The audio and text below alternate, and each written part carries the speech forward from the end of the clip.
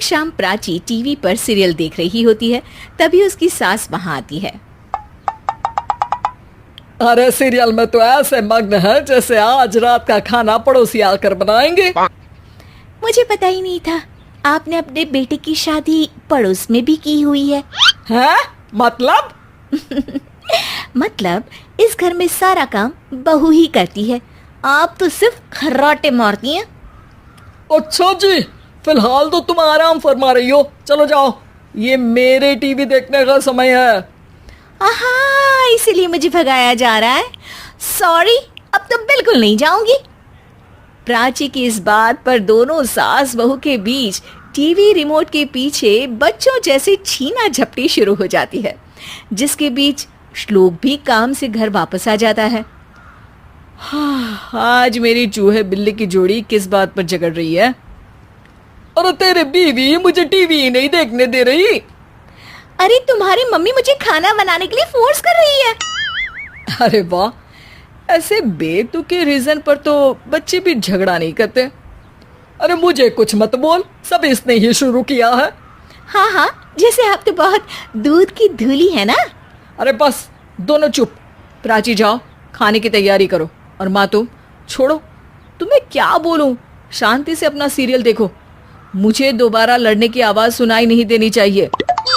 ऐसा बोलकर श्लोक वहां से चला जाता है, जिसके पीछे पीछे प्राची भी कुछ न कुछ बड़बड़ाते हुए रसोई में चली जाती है। हाँ हाँ, सासू जी को तो कुछ बोलेंगे ही नहीं, बस मुझ पर ही हुक्म चलता है, खाना बनाओ, जैसे मैं इनके घर में खाना बनाने के लिए आई हूँ। इसी तरह शाम बीतती है और रात को श्लोक और प्राची की सास खाना खाकर सोने चले जाते हैं, लेकिन प्राची गुस्से में कुछ खाए बिना काम में ही लगी रहती है। इस घर में किसी को घंटा फिक्र नहीं पड़ता, मैं खाऊं या भूखी रहूं। प्राची कुछ देर के लिए रसोई से बाहर जाती है और जैसे ही वापस आती है तो वहां दूध का भरा ग्लास देखकर हैरान रह जाती है। फिक्र पूरी है, बस दिखाना नहीं है। प्राची दूध पीकर सोने चली जाती है और अगली सुबह सास बहू का कार्टून नेटवर्क स्टार्ट हो जाता है। ये तुमने ही किया है। अरे अजीब जबरदस्ती है, मैं बोल रही हूँ मैंने कुछ नहीं किया। दोनों ने मिलकर पूरे घर को पागल खाना बनाया हुआ है। यहाँ कोई नॉर्मल इंसान तो रह ही नहीं सकता, इसीलिए अब पड़ोसी क्या रिश्तेदार भी घर आने से कतराते हैं। और सुन बेटे, तू भी चंगा, तेरी माँ भी चंगी, तेरी बीवी भी चंगी, रिश्तेदार। हाँ जी, आपको नहीं पता क्या, गंगाधर ही शक्तिमान है, रिश्तेदार ही। हाँ हाँ, बस समझ गया। कभी जानवरों जैसे लड़ेंगी तो कभी जुगलबंदी करेंगी। भाई मैं आप दोनों के बीच में नहीं फंसना चाहता।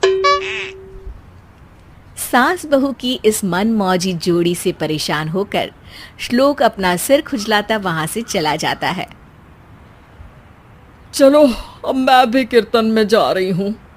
इस पर जैसे ही सास कमरे में अपना पर्स लेने जाती है तो वहां नाश्ते की प्लेट रखी देख मुस्कुराने लगती है और नाश्ता करके घर से बाहर निकलते हुए कुछ पैसे टेबल पर रख जाती है, जिसके कुछ देर बाद सिलेंडर वाला घर आता है। ओ मुरी मैया, मैं सिलेंडर के बारे में तो बिल्कुल भूल ही गई थी।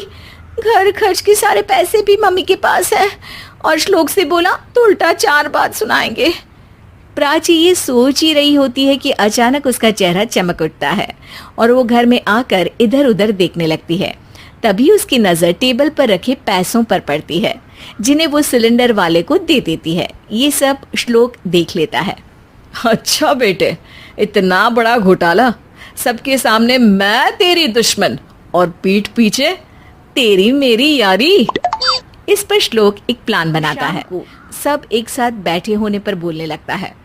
माँ, तुम दोनों की बहुत लड़ाई होती है, इसलिए मैं सोच रहा हूँ कि प्राची को उसके घर छोड़ाऊं, इससे वो भी खुश रहेगी और तुम भी। अचानक श्लोक की ये बात सुनकर सास बहू शौक से उसकी तरफ देखती हैं। अरे ऐसे कैसे घर छोड़ाओगे, मुझे कहीं नहीं जाना। अरे तुमने बोला नहीं पर मैंने सुन लिया, तुम्हें मम्मी के साथ रहना अच्छा नहीं लगता, मुझे पता है। अरे वो अरे, जब बहू खुद कुछ काम बोले तो वो तुझे सुनता नहीं, और अब जो इसने बोला ही नहीं वो तू समझ गया। जब उसे नहीं जाना तो फिर जबरदस्ती क्यों कर रहा है? अच्छा, फिर आपको मौसी के घर छोड़ाता हूँ। बस अब आप दोनों एक घर में एक छत के नीचे नहीं रह सकती। मैं इस टॉम एंड जेरी की जोड़ी को और नहीं झेल सकता। है? ऐसे कैसे नहीं रह सकते? तुम्हें इतनी दिक्कत है तो तुम्हारा बोरिया बिस्तर पैक कर देती हूँ, लेकिन मम्मी जी कहीं नहीं जाएंगी। बिल्कुल यही सुनना था मुझे। अगर दोनों में इतना ही प्यार है फिर हर वक्त ये लड़ाई का नाटक क्यों करती हो?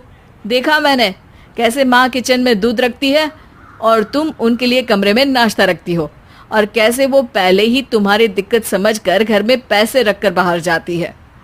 अरे भाई, इतना ड्रामा तो डेली सोप में भी नहीं होता जितना तुम दोनों ने इस घर में फैलाया हुआ है। तू हमें टॉम एंड जेरी बोलता है ना, तो याद कर वो दोनों भी एक दूसरे को बाहर वालों की बुरी नजर से बचाने के लिए हमेशा सबके सामने लड़ते थे, लेकिन अकेले में दिक्कत के समय मदद भी तो करते थे। बस हमारा रिश्ता भी कुछ ऐसा ही है। और वैसे भी अगर सास बहू में तू मैं नहीं होती तो दुनिया वालों को कहानियां कैसे मिलेंगी?